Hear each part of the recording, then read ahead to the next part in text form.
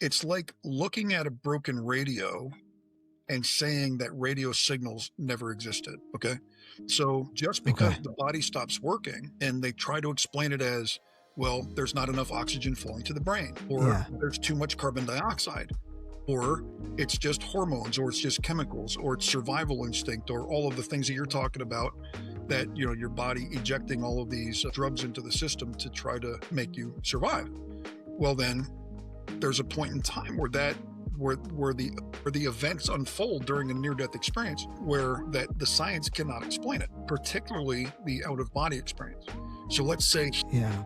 here's the hospital room, and let's say I'm injured or sick or dying or whatever, and I'm in this hospital room and I'm alone in the room. My family member is 200 feet down the hallway talking to a doctor I've never met before.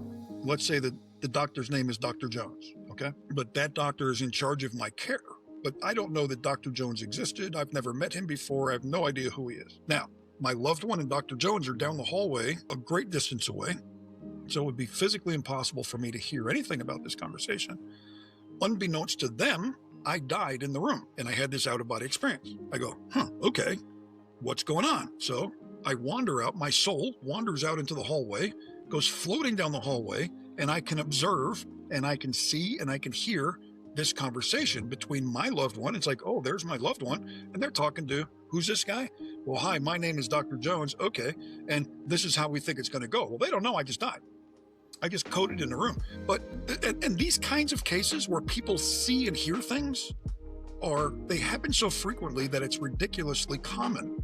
Okay. Wow. Yeah. There was one case where the person was saying that, well, when I observed you, that I could see from the back of your head that you've got a big ass bald spot right in the back of your head.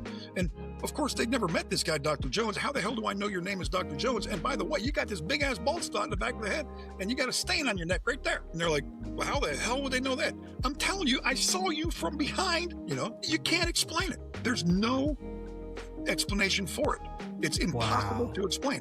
But those kinds of things happen with a ridiculous frequency. When I approach this, you were talking about my own personal opinion and bias. Yeah. So I started off with this, again, because I knew that, I was kind of aware of near-death experiences, but I really didn't know anything about them. So I started to investigate it. And then when something gets my interest, it's like, this is kind of interesting. So then I got more and more involved in it.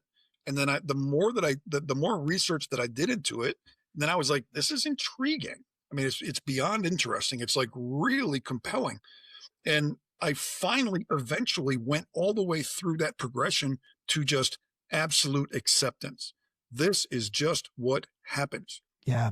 Based on my analysis, based on the data, if you don't think that's what happens, if you think that I'm wrong, God bless.